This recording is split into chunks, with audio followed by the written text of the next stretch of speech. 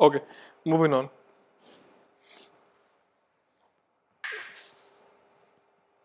इसमें हमने एक बात तो डिस्कस की कि एनुअल सीरीज और पार्शियल सीरीज के ऊपर।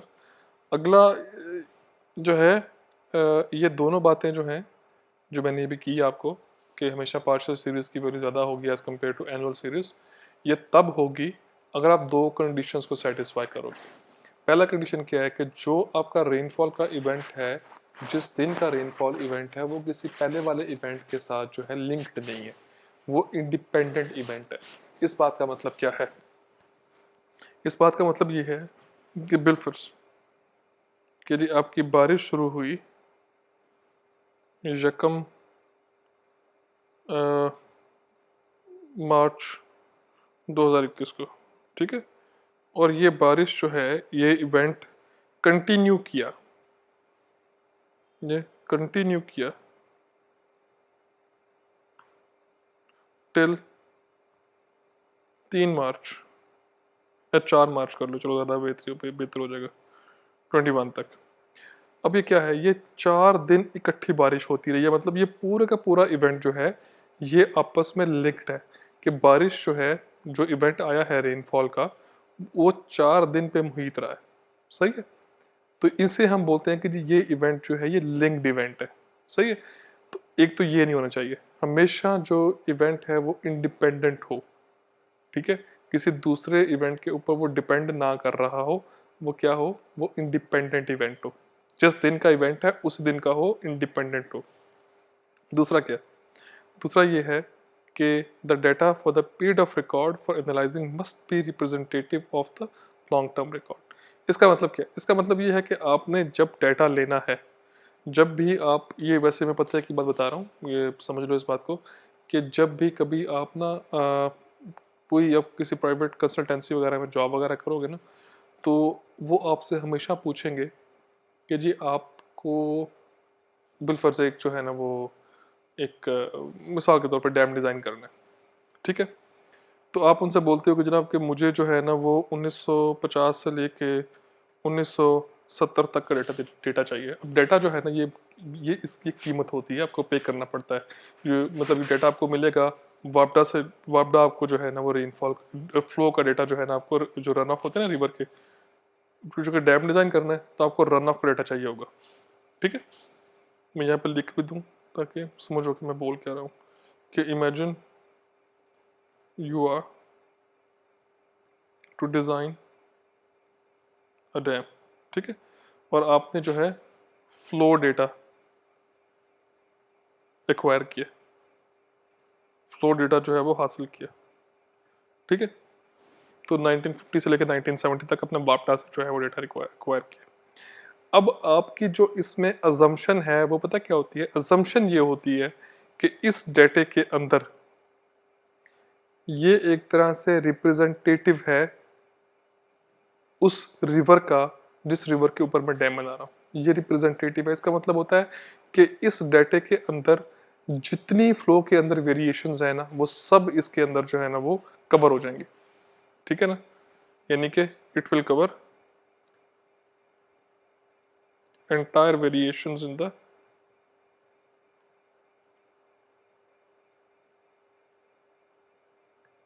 cover, it will cover entire variations in the entire variations in flow, ठीक है, कि ये डेटा जो है ये आपके फ्लो के अंदर आने वाली सारी वेरिएशंस को जो है वो कवर करेगा। भाई इस बात का मतलब क्या है, इस बात की मतलब हमें कोई एक सादा एग्जांपल चाहिए इसकी। सादा एग्जांपल इसकी ये है कि मैं बिलफर्ज आपकी क्लास में आया हूँ, ठीक है ना, और मैंने असेस करना है कि आपकी क्लास में जो है ना वो पढ़ाई के वाइज जो है बच्चे कितने अच्छे हैं कितने बुरे हैं, ठीक है। मैं आके किसी एक बच्चे को खड़ा करूँ अगर, और उससे पूछूँ CGPA कितनी है तुम्हारी, वो कहता है 4/4 है, तो क्या मैं ये असेस कर लूँ कि जनाब इस क्लास के अंदर सारे बच्चों की CGPA 4/4 होगी? नहीं, मैं एटलीस्ट 5, 10, 15, 20 बच्चों को जो है पूछ के फिर अपनी कोई ओपिनियन जो है वो कायम करूंगा। अब जो मैं 15-20 बच्चे जो जो जो क्लास में से मैं जो है ना पिक करूंगा, मेरी अजम्पशन ये होगी कि जो 15-20 बच्चे हैं ये क्लास की सारी जो है ना वो उसके अंदर वेरिएशन जो है क्लास की CGPS के अंदर, किसी की कम होगी, किसी की ज़्यादा होगी, ठीक है, वो वेरिएशन जो है वो कवर होगी उसके अंदर। डेटा कलेक्ट करते वक्त आपकी सबसे ज़्यादा जो है वो क्या होती है, आपकी लालच ये होती है कि जितनी वेरिएशन है वो इसके अंदर कवर हों, या जितना जो है वो इंफॉर्मेशन है ज़्यादा से ज़्यादा वो इसमें मुझे मिल जाए। बेहतर तो ये है कि मैं क्लास के हर बच्चे को खड़ा करूं, उसकी CGPA पूछूं और फिर जो है अपना ओपिनियन कायम करूं। लेकिन कई दफ़ा ये पॉसिबल नहीं होता। अगर बिल्कुल क्लास जो है 2000 बच्चों की है तो बड़ा मुश्किल है कि मैं सबसे पूछ सकूं। हाँ, थोड़े बच्चों की तो ठीक होती है, लेकिन बिल्कुल क्लास के 2000 बच्चे हैं, एग्जैक्टली ऐसा ही जो हाल है वो इसका भी होता है, फ्लोज का भी। कि फ्लोज का डेटा जो है वो चूँकि पैसों का मिलता है आपको, आप सारा परचेज नहीं कर सकते, तो आप उसका एक अच्छा रीजनेबल रिकॉर्ड जो है डाटा का ले लेते हो। जनरली क्या होता है कि हमने अपने जो है ना फील्ड के अंदर हमारे यहाँ जो रूल चलता है ना वो ये है कि आप 25 से लेकर 30 ईयर्स रिकॉर्ड का डेटा जो है ना वो हो आपके पास तो सफिशेंट है। ये डेटा जो है ये कवर करेगा आपकी फ्लो के अंदर सारी की सारी वेरिएशंस को, ठीक है। लेकिन आजकल चूंकि अब ये खैर आपकी कोर्स की बात नहीं है, मैं वैसे बात कर रहा हूँ कि आजकल चूंकि क्लाइमेट चेंज का जो है ना बड़ा एक वो है, एक आंसर एक जो है वो हमारे सामने है, तो हम जनरली लोग जो है ना वो कहते हैं कि इस लेंथ को जो है बढ़ा देना चाहिए, ठीक है ना। मतलब 40 से 45 साल कर लो, क्योंकि क्लाइमेट चेंज जो है ना वो हो रहा है, तो फ्लो के अंदर वेरिएशन जो है ज़्यादा आती हैं। तो जितनी वेरिएशन, ये सीखनी है अपने बात, कि जितनी वेरिएशन जो है ज़्यादा होगी उतना ही जो है डाटा आपको ज़्यादा अरसे का लेना पड़ेगा, ठीक है। इसको मैं यहाँ पर लिख भी देता हूँ, more the variation in data the more length of data is going to be needed। I hope की बातें क्लियर हों, सही है। तो ये हमारी स्लाइड नंबर 2 जो है यहाँ पे एंड होती है। Now will move on to slide number 3। Slide number 3 comparatively आसान है, लेकिन खैर इतनी भी आसान नहीं है, मैं इसको थोड़ा सा जो है एक्सप्लेन करता हूँ। इसके अंदर जो है S T stands for standard deviation, ठीक है ना, उसको और मीन को जो है ना वो डिस्कस किया गया। अच्छा, मैं इससे पहले कि मैं कोई भी बात करूं, मुझे पता है आप सबको जो है ये पता है कि मीन क्या होता है। मीन बेसिकली जो है वो क्या है, वो एवरेज को बोलते हैं, ठीक है ना। ये किसी भी वैल्यूज़ को जो है, जितनी वैल्यूज़ हैं वो उसको जो है ना आप जो है ऐड करो, नंबर ऑफ वैल्यू से डिवाइड कर दो, या कुछ सब मीन निकालते हो, एवरेज निकालते हो, वो बेसिकली जो है ना वो मीन है, ठीक है। अच्छा, अब ज़रा हम नोटिस करते हैं कि स्टैंडर्ड डिविएशन जिसको उसने स्मॉल एस से रिप्रेजेंट किया है उसको आपने कैसे फाइंड करना है। ये कैसे फाइंड होता है, किसी भी डाटा के अंदर जो है अपने अगर स्टैंडर्ड डिविएशन फाइंड करनी है तो कैसे फाइंड करोगे आप। अब ये मुझे नहीं समझ आ रही कि आपको ये क्लियर होगा कि नहीं होगा, तो मुझे इसको जो है ना एग्जांपल दे के आपको क्लियर करवाना पड़ेगा। लेकिन फिलहाल आप इसके सिर्फ और सिर्फ जो है ज़रा उसको देखो, क्या कहते हैं उसको, फॉर्मूले को देखो ज़रा। फॉर्मूला ये है कि sigma of X square minus sigma of X whole square over N minus one raise to power 1/2, ठीक है। अब इसको 2 मिनट के लिए ज़रा इसको जो है ना वो जहन में रखो, इसको मैं आपको बताता हूँ कि इसका मतलब क्या है, ठीक। बिल फर्स्ट आपके पास, मैं यहाँ पर टेबल ड्रॉ करता हूँ। टेबल ड्रॉ करना पड़ेगा इसके लिए, काफ़ी ये टाइम कंज्यूमिंग प्रोसेस है, लेकिन I will try my level best कि आपको समझा सकूँ इस बात को। चलो फिलहाल के लिए मैं इतने कॉलम्स और इतने रोज जो हैं वो सिलेक्ट कर लेता हूँ। बिल फर्जी, आपने डाटा लिया रेनफॉल का,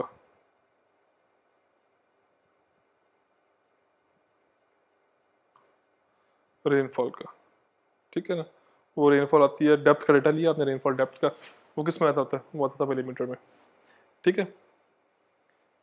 अच्छा, अब ये मेरे से गलती हुई है कि पहला जो था ना वो आपको ईयर्स का लेना चाहिए था, पहला डेटा जो था ना वो टाइम का आना चाहिए था। मैंने डे या टाइम का डेटा जो है ना पहले आना चाहिए था, ठीक है। ये बिल फर्जी ये था रकम जनवरी 2021, ये था रकम रकम 2 जनवरी 2021, यह 3 जनवरी 2021, और यह 4 जनवरी 2021। ठीक है। यकम जनवरी को रेनफॉल हुई थी बिलफर्स 2 मिलीमीटर, 3 को हुई थी 3 मिलीमीटर डेप्थ की बारिश हुई थी, 4 की हुई थी और ये 5 की हुई थी। ये जो वैल्यूज़ है ना, हम इसको शो करवाते हैं कि इसको हम जो है बेसिकली जो रेनफॉल की डेप्थ है, जो रेनफॉल की डेप्थ है, इसको हम शो करवाते हैं कि ये होता है कैपिटल एक्स, जो इस फार्मूले के अंदर कैपिटल एक्स था। ठीक है। अच्छा, अब उसने क्या लिखा हुआ, फार्मूला क्या है, कैपिटल एक्स का सिग्मा, स्केयर का सिग्मा। तो हम पहले क्या फाइंड करेंगे, पहले हम फाइंड करेंगे कैपिटल एक्स का स्केयर जो है ना वो अप्लाई करेंगे इस फार्मूले के अंदर। ठीक है ना। तो जब स्केयर अप्लाई किया, स्केयर अप्लाई किया तो ये स्केयर जब लिया, इसका ये 4 हो गया, इसका 9 हो गया, इसका 16 हो गया और इसका हो गया 25। ठीक है। टोटल जो है ना हम नीचे कर लेते हैं इसका।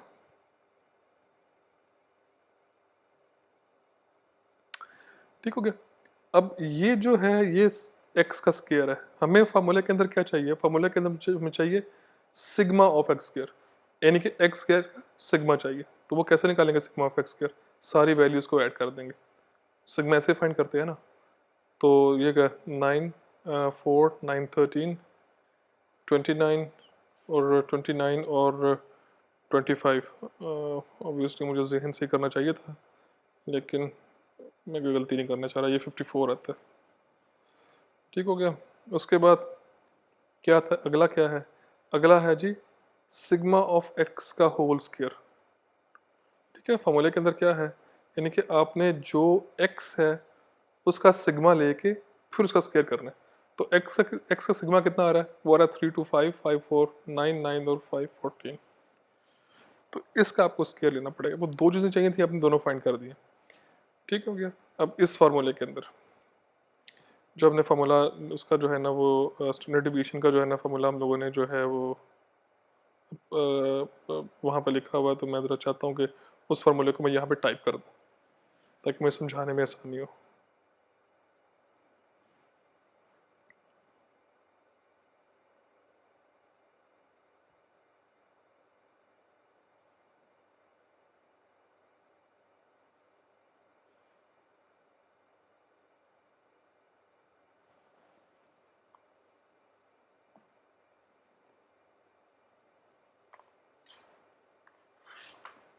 Just hold on.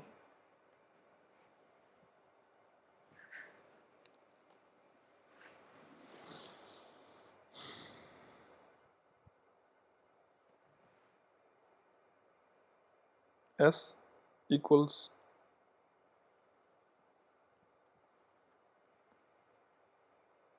मुझे चाहिए था कि मैं नए में रिकॉर्ड करता, लेकिन मेरी फीलिंग ये है कि इक्वेशन जो है, चूँकि जब भी मैं फ़र्स्ट टाइम यूज़ करता हूँ किसी भी लेक्चर के लिए, तो ये हमेशा जो है ये बीच में स्टक हो जाता है। तो आई होप कि जल्दी से जो है ना वो मुझे परमिशन दे दे बस दोबारा करने की, या मैं नए पे ही इसको कर लेता हूँ।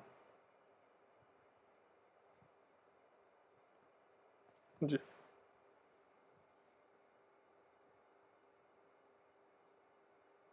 एक्स इक्वल्स ब्रैकेट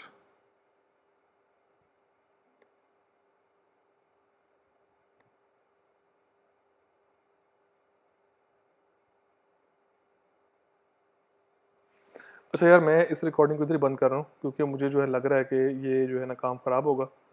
तो instead of pushing the limits I should stop right there, और फिर नेक्स्ट में जो है रिकॉर्डिंग के अंदर इसको जो है कंप्लीट करता हूँ।